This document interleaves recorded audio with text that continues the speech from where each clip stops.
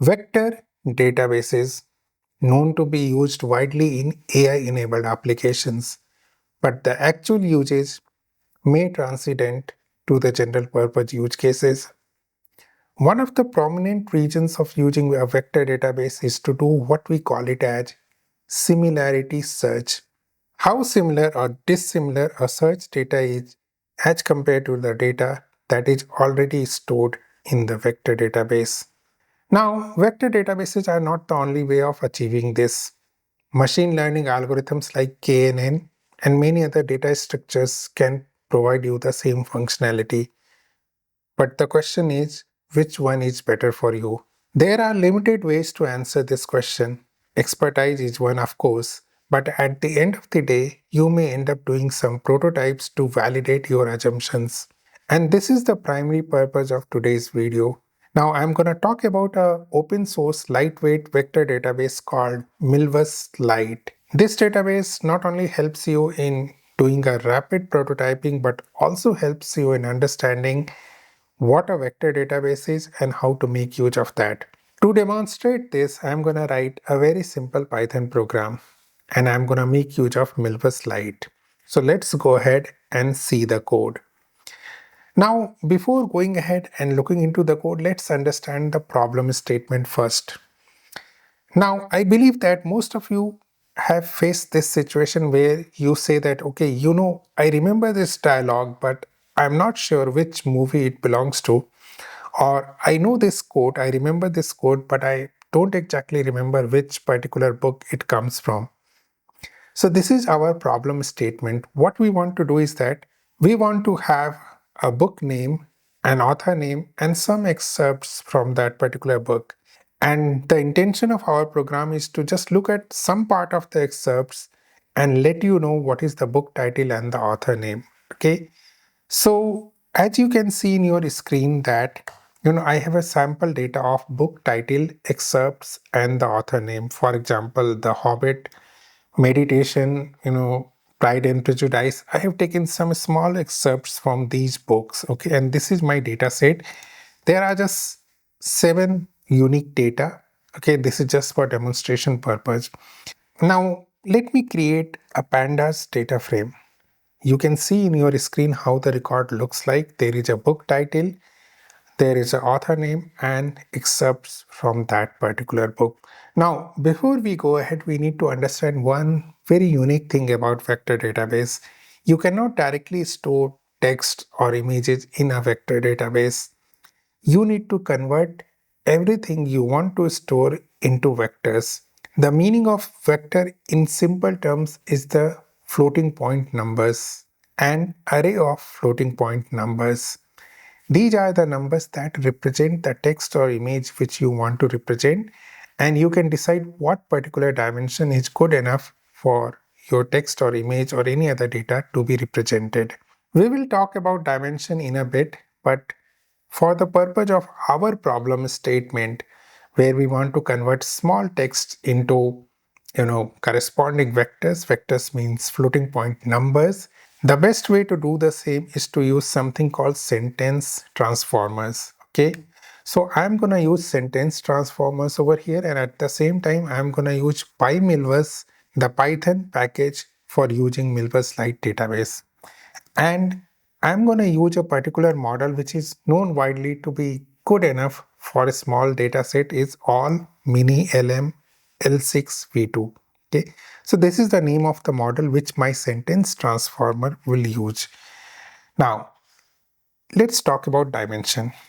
So, what this sentence transformer does is that it converts any text that is given to a particular numerical format. So in here I have given a text called this is a test message of the YouTube video. Okay, so this is going to convert that into a particular uh, set of floating point values, and the dimension is 384, which means we will have 384 floating point numbers to represent this particular text. So if we go ahead and look into this vector sample, you can see shape is 384, and this is the array of floating point numbers you can see on your screen here, right? These are the array of floating point numbers. Now the dimensions are actually fixed, which means irrespective of the text, you will always get 384 unique values. Sorry, 384 floating point values. They may or may not be unique. Okay, it depends upon the vectorization process. So there are different ways to vectorize your text, images, and the data you want to vectorize, or you can come up with your own vectorization scheme. I talked about same in a video with the link of which you can see over here. Okay, now let's create a vector database. So what I want to do is that I want to create a local vector database, and I am creating a Milversite database named as books.db. Okay. Now, just like SQL, you need to create a schema. You don't actually need to create a schema, but it is very useful for you to extract back the data. So I'm going to talk about how to create a schema over here. So I'm creating a database schema where I'm saying that auto ID is false, which means I don't want the schema to generate primary keys for me, automatic ID like 123 for me, and the dynamic fields are false, which means I should be able to insert only what the schema dictates, not anything out of the schema. So this is my schema, and the first thing I'm doing is that I'm creating a primary key over here. You can see. So field name is titles. Since the book titles are gonna be unique, the book names are gonna be unique, I can consider that as a primary key. So this is gonna be my primary key. The data type will be varchar, max length will be 255, is primary is true, auto increment ID is false. And after creating my primary key, let me create other fields. Other things are author, excerpts. So I have three things in my data, as you can see over here, like book title, author, and excerpt. Title is my primary key, and other fields are author and excerpts. Okay.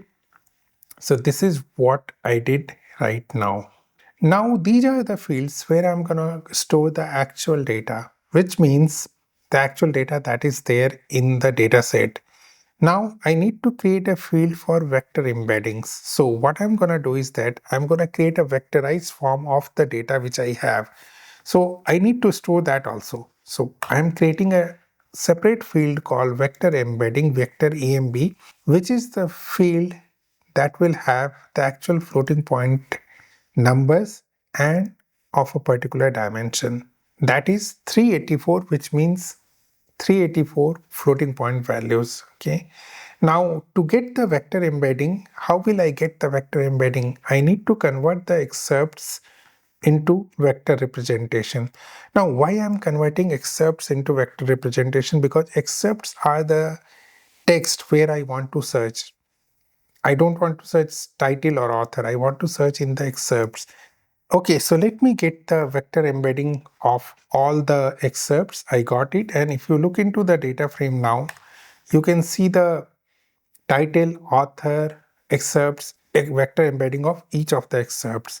Now I need to create index parameter before storing the same into vector database. Index parameters are the parameters which tells how you should do the indexing of your vector database. Now, a simple vector database can work without indexing also, which means it's a kind of brute force where each and everything will be gonna search on all the records. This is not what you want. So here what we are saying that the field on which indexing has to be done is the vector embedding. The file type will be inverted file format. I don't want to confuse you, but IVF flat file means it will internally do k-means clustering, use k-means clustering algorithm to decide the regions. Metric type will be cosine. We want to check the cosine similarity between two vectors. And if you want to see Euclidean distance, you can say L2. There are other things like Hamming distance and other things, but cosine is by far the most widely used thing because it shows you the similarity angle, but it depends upon the individual purpose of using the vector database. It's not that other things are useless, they are there because they are useful in some scenarios, so keep in mind about that.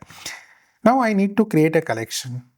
If you have actually worked in MongoDB, there is some similarity over here. You create a database and then you create multiple collections over here. What I'm doing over here is that I'm creating a collection named books using the schema and this index parameters. And now I have my collection. I can insert my data into the collection. Now all the data which I had in my data frame is now inserted over here. You can see insert count 7. Okay. Now the vector database contains the data, which means we can search. Okay. Let me search which book contains this particular text. Okay. Now for searching also we need to convert the same into vector embedding using the same model, the model you have used to convert the data which you have stored in your vector database. So this is going to be my query vector, and I'm going to querying. And what I'm trying to do is that I need two nearest results. Okay, you can get 4, 5 or anything. And the output fields I want is that title and author. This is where, creating a schema helps, where you can get selected output fields based on the results. Okay. Now I have this executed, and the length of results are 2 because I asked 2. If I would have asked 3, the length of result would have been 3. Let me go back to 2 because there are only 7 records. Here is how the first thing look like. The author is George Orwell, and the book from which this excerpt is called 1984. Okay, so if you go and search this in over here, you can see the book is 1984. Okay, and the second similar is a different book gonna be, yes, The Hobbit. Okay, now we can close the vector database, right?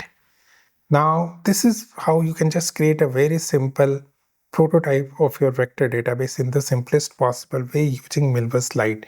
Now we have created our own vector database called books.db, which means I can make use of this particular vector DB once again or by transferring this particular database. So let's say I'm using this DB, and this time I'm asking this particular text belongs to which book, and then I'm creating a query vector, search results, and the first result should give me The Hobbit is the book which this text belongs. So as you can see, it was very easy to create a simple prototype to understand your vector database, or to understand the usage of your vector database based on its performance and results as compared to other options which you might have for your similarity search. Now, this video was not about Milvus Lite to be used. Of course, you can use the same in your production system, but it helps you to make a top level decision, which means whether you want to use vector databases or not. Once you have decided to use vector databases, you can maybe do some different types of permutation and combinations with different databases. But I have found this Milvus Lite is very easy because it runs on your system, there is no dependency, and you can do a rapid prototyping with this. That's all for today's video. I do hope and believe that this was useful for all of you. Thank you all. Thanks for watching. We will meet again, and till the next time we meet, good day, goodbye. You take care.